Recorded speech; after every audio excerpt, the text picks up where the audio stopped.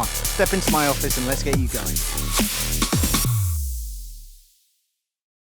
Hey YouTube world, it's Nicky T, Paintball Professional, and today we are going to do a layout walkthrough of the new Amsterdam NXL Europe event coming up at the end of September. At the end of this vid as well, I'm going to announce the patron of the month and give away this super custom vertical tiger stripe renegade headband made by Mutant Customs. So stay tuned to find out who wins. First thing that stands out to me about this particular layout is the fact that all of the corners are in the traditional corner. You can, from either corner, you can control the wire and literally shoot your mirror on the outside. Nothing's blocking it, and I love that. I think that is traditional in the sense that you have control when you take the corners. If you eliminate your opposite, you obviously have the advantage of being able to wrap around the outside of that bunker and get shots on the inside, inside of the field, as well as taking shots on the inside of the bunker. So tons more options than we have seen in previous layouts.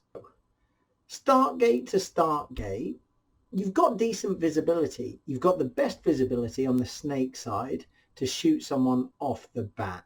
That tall brick in the center, this one here, or sorry, the brick in the center, not the tall brick. This brick here blocks out this area.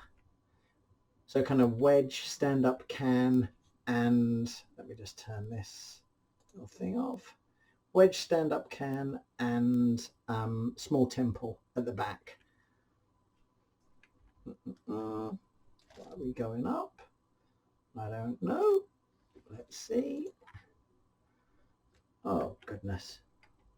You'll be pleased to know I haven't lost my ability to navigate poorly on these fields. I think I bounced off a bunker then. I think I did the world's first bounce shot. Right, let's get this thing out of the way. So off the bat, you got some pretty decent options. You can, let's look at snake side first of all. I think it's a pretty straightforward cover run to get in here into this tall stand up. I think if you want to be slightly more adventurous, it's a pretty easy reach to this can. You want to extend a little bit further, you can go around the can into the tall stand up tower next to the snake, so probably the god bunker in terms of access into the snake. And if you want to go all out to the corner, you've got the tall cake. Tall cake, wire to wire. You can see very clearly there you've got control of both of the kind of the mini wins in the snake. You've also got clear line of sight on both sides of your opposite as well. So you can control them. If they're playing it medium to high, you can control them on the inside and you can control them on the outside. If they're playing low and getting a bit sneaky, and what I mean by that is, let's see if we can get in here a bit better. Yeah, there we go. Pom, pom, pom. Playing. Goodness me, my...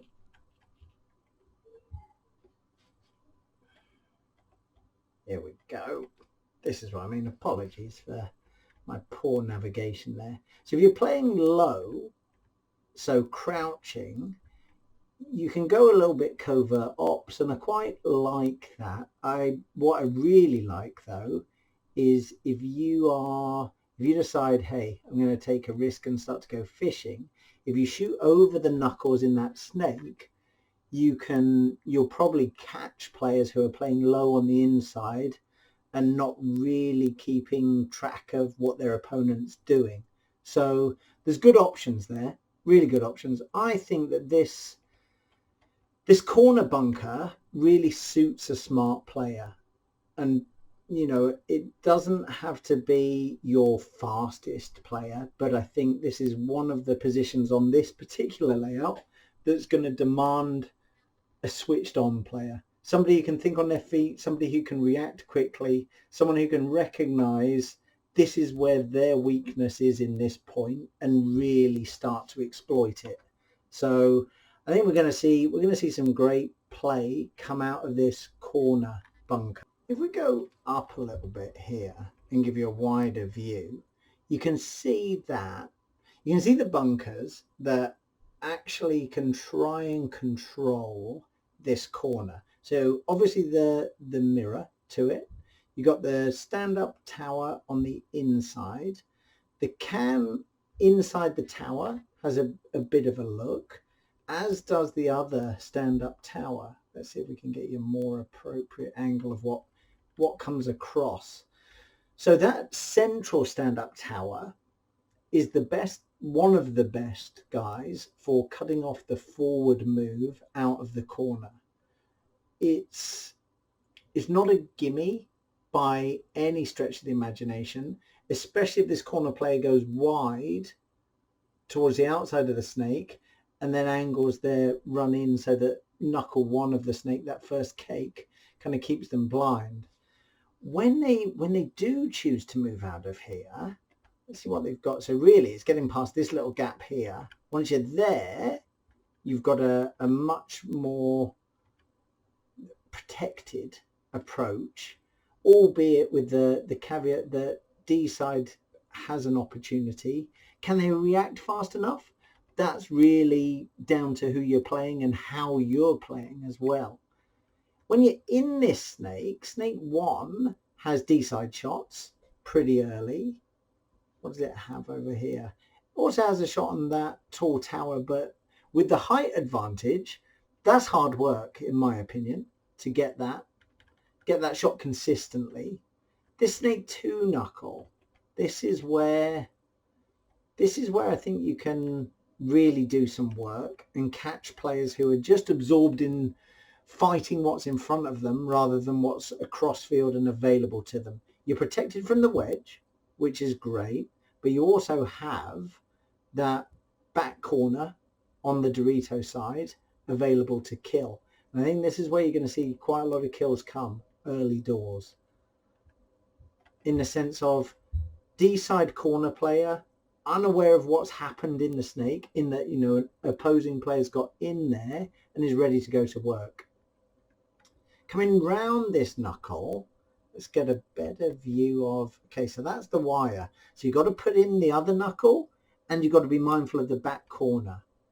You can wiggle out a little bit to get a better shot on both, but wiggle too far and that tall tower is going to kind of crush you, for want of a better expression. Pin blocks you out from the inside tower and you can make it round.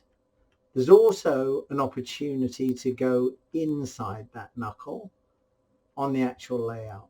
As you work your way up, you've got to be mindful of that brick on the 50. In fact, that's not even the brick on the 50. That's their brick. That's their wedge, lay down wedge, my bad. So you've got to be mindful of that. There's the brick on the 50. So it's really a case of stay low, live long. If you're careless with regards to the height of your pack and that being visible over the top, then that tall tower in the center is going to chop you up. Back center also has a chance to get a piece of you, and the wedge and the inside Dorito on the 35, 40 yard line is also going to feast.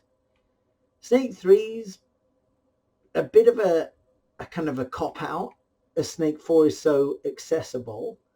That said, Snake 3 is blocked off from the wedge and you've just got it from the near wedge. You're just dealing with the far side and the D side. So there is some mileage and, you know, some credit to be given for anybody who chooses to stop there to do that specific job and clear out D side and then make that move forward into Snake 4 just to actually look at a different angle across field, clear out the near side brick. You can do all of this with the corner still in play, but because the corner is I guess accessible is the wrong word. Because the corner has line dominance, they're probably incentivized, if there is a danger in the snake 50 or beyond, to stay mobile, get on their feet and go and clear it. And they can clear it safe in the knowledge that there's also a good chance they can live in there once they've cleared the danger. Now, let's backtrack a little bit. So we've got an idea of snakeside. This tall tower next to the snake intrigues me because you have the role that is overwatch on the snake, regardless of if you have the corner. If you've got the corner, the overwatch role is significantly easier. If you don't have the corner, it can still be done from here, albeit to a lesser extent. What intrigues me about this position is the responsibility to keep control of D side. You've got good visibility on D2. You've got the tip of D3 on the wire. You've got a bit of the wedge on D side, and you've got glimpses from the bricks and shots over the bricks. This is, I guess it's kind of the schizophrenic bunker in you can be all over the place. The more logic and structure you add to this role, though, the better you can perform. And particularly if that's done in combination with the snake corner. I feel it's a super powerful bunker. I feel that you won't always need to break direct to the snake to reap the rewards, but there'll be a presence in this bunker more often than not. If this is the stop off for the player who's playing the snake role, even momentarily, then I think you'll see this taken rather quickly and backfilled so that the team always has that presence. I think this can is the perfect place to launch from to refill this tall tower. I don't think you would ever take the tower if the corner was unoccupied. I think you would prefer the corner initially to just keep that width and force their guns wider. If you stay narrow in the pocket, it's easy for them to control and manipulate you and allow them to do what they want to do. I think there's big opportunities to roll the dice on this snake side, and you could if you've got the right combination of players within your team, I think you can easily eat up real estate here and make a huge dent that, scoreline wise, that they can't recover from. So I think this bodes very well. Add to that the fact that there's this inside tower, and you've got some real flexibility here. You can see the inside tower's got a shot on D corner. D corner can obviously shoot back. There's the mini Dorito in front of D corner. There's a good chunk of D2. There's also the can has good shots on both sides. I'm just checking out both sides here, as does that little mini temple at the back, albeit they've got to shoot over the brick, so they could lose you if you go low. It appeals to me to have a player who can alternate between these two massively. And, I don't think they will need to do the same role each point that they play.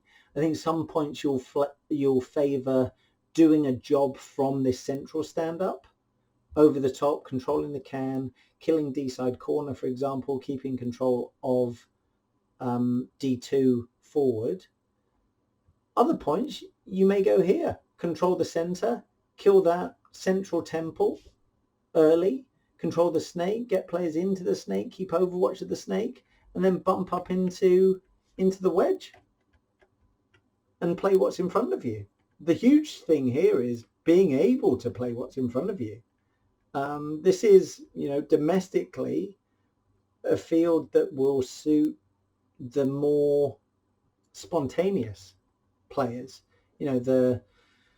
The one for ones, the Jags, etc. This is maybe not the field that will allow the more structured teams to assert their dominance as much as they usually like to. Going D side, you've got this little temple just outside the back center, just looking at the kind of temple height lanes, if you like, there's this little corridor here to the left of the brick where it's a real classic spin and shoot early and allow the first 10 balls to do as much damage as you can. Minimal risk if you stay low, if you stay, tight to the bunker, and you're really refining that lane. So you're shooting at that Go Sports logo at the back, on the back line, and you're going just as wide as you can to clip anybody who's coming out D side. On the other side, you've got a similar roll, but it's outside. The best shot is actually outside. Oh, my first sky shot. The actual shot is to the right of the tall temple in the center, between that and the can. You see the other Go Sports logo over there. Hugely effective off the bat in terms of you could easily double up there for the first 5 seconds, get those guns up, get the 2 quick restrictive lanes going in to try and keep them in the pocket as much as you can, and then bump out tower and can. Over the top, you got some fishing opportunities over that big brick. It's risk versus reward though, and so much pot luck involved. I don't think you can do that consistently at most levels.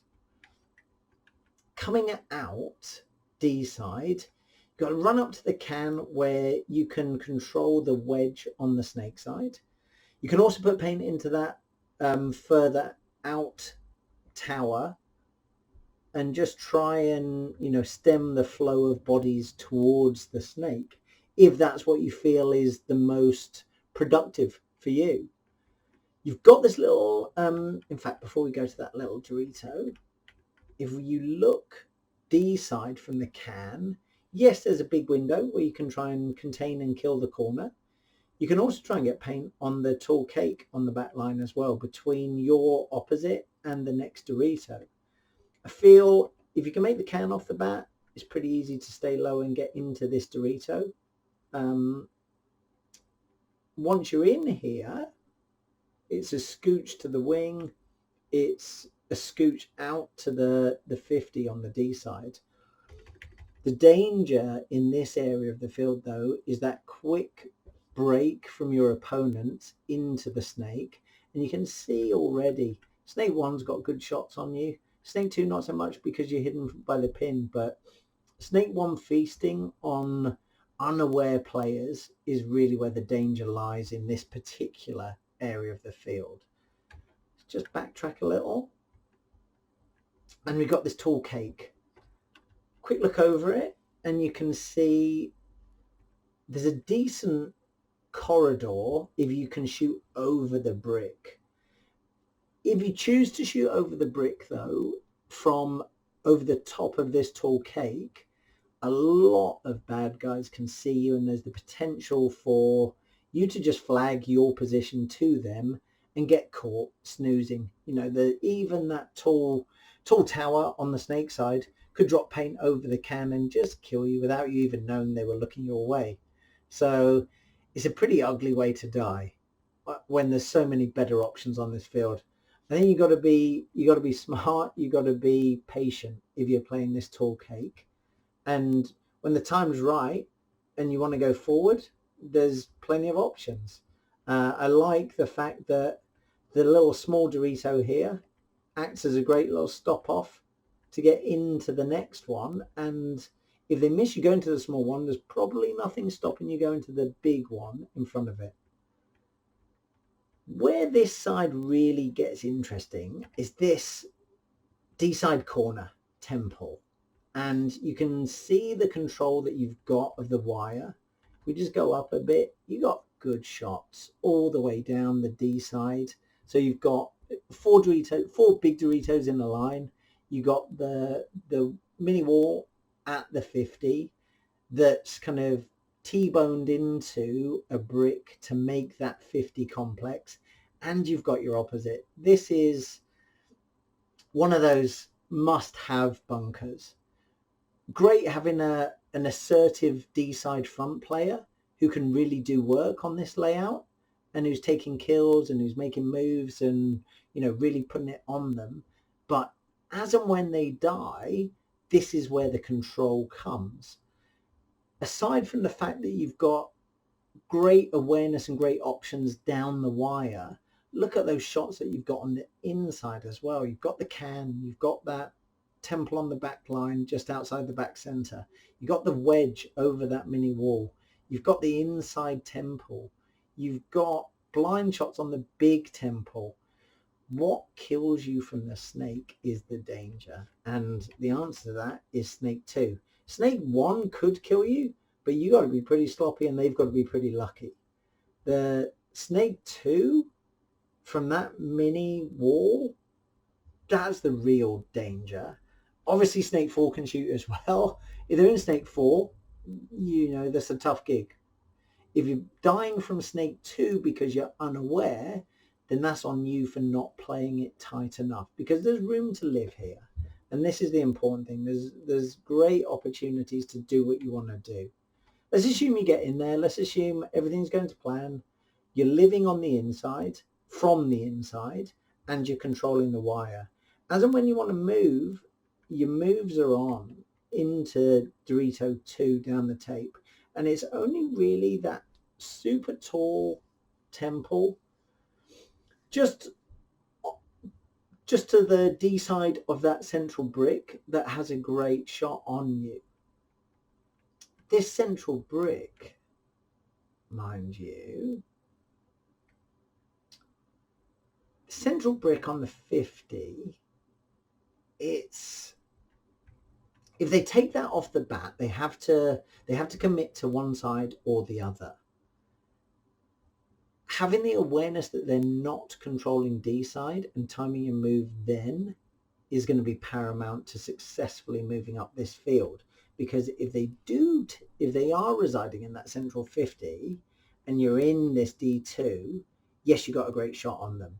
It's, can you craft your way further downfield and get into this D3 whilst living from your opposite, the wire, potentially the 50, the wedge inside, the wedge on the far side, and the snake, and then really catch this guy snoozing. I mean, that's a big workload for anyone. Really big workload. I think almost the safer option is hauling ass and getting in this 50, because once you're in this 50, they've got to go past you on the snake side to kill you.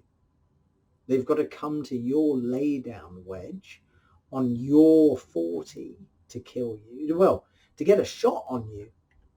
You can still live in there. They've got to go past your 40. Obviously, they can come and bunker you. So this again is where this D-side corner comes into play, and having the bodies there to really dominate and control and execute. What I like here as well is if you've killed their corner, you've got wrap shots. You've got wrap shots on the can, you've got wrap shots on the stand-up, you've got wrap shots on the wedge. You can come in, you can pop up on the outside of this knuckle and kill that tall cake. You can kill the can, you can kill the back center, you can pop up on the inside of this knuckle and kill the can, and back center can't see you, etc., etc., etc. What do we have going in? When you're in there, Doritos, I feel you can live pretty well. I mean, live pretty well, albeit to a certain extent, depending on where they are. It's really clear out crew though, and what I'm looking for is, yeah, there's nowhere. You can live in here from snake 1 and 2, which is what I like. You can, so they can still have a presence in the snake, and you can come down this D side and devastate them. You can do a similar job up here, but then you have probably the back shot on snake 2 and some play with snake 1. And really, you know, coming through the back line, communication is going to be so pivotal in the sense of communicating which tower they're in, which wedge they're in, which tall cake they're in. Are they in the corners? If they are in the corners, are they down the wire or are they inside? I really like this layout. I think this is probably my favorite layout of the year for the NXL Europe. Overall, I think we have a stunning layout to play in Amsterdam and in the run up to Amsterdam. I think a lot of this central territory is going to be very dependent on the flexibility and the reactions of the players there. You've got so many opportunities to bump across and move around in here, you know, from lay down wedge to central 50 brick to stand up wedge to mini wall rather on the 50 to this brick wall bunker complex on the D side 50. This is probably one of the more populated kind of 40 to 40 zones. Let's see if we can get a better, there we go. And you see you've got both the stand up and the lay down wedges. You've got the central bricks, you've got the wall bunkers. The only thing that you don't really have something huge on is in that snake 50. Yeah. It's difficult to gauge the exact flow of this field without playing it, and I'm excited about getting down and training on it this coming weekend. What my gut reaction is, the snake side will flow a little bit faster than the D side, because I think teams are going to get clogged up in that D50. Not so much because there's always somebody there, but more because they don't know for certain who is there and who isn't there. I think snake side, you got great mileage in going past the 50. D side, you can really put it on them from the 50. Player selection for their specific roles on field is once again going to be important. I think that yet again, and I've harped on about this all year, the ability to play paintball and to play what's in front of you is going to continue to separate the wheat from the chaff. And this is where all of those who've been putting in the effort to learn how to play better paintball, regardless of the format, the layout, the circumstances, they're going to have their moment in the sun on this layout, because there's a lot to really get stuck into. To me, this looks tons of fun. I hope you guys have enjoyed this initial walkthrough. And as always, if you have any questions, post up below and I will be delighted to answer them and help you guys out.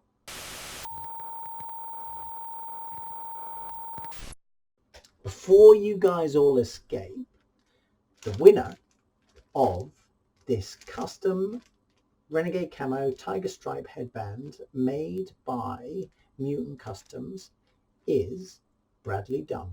Congratulations, Bradley. I will ping you a message and let's get this out to you.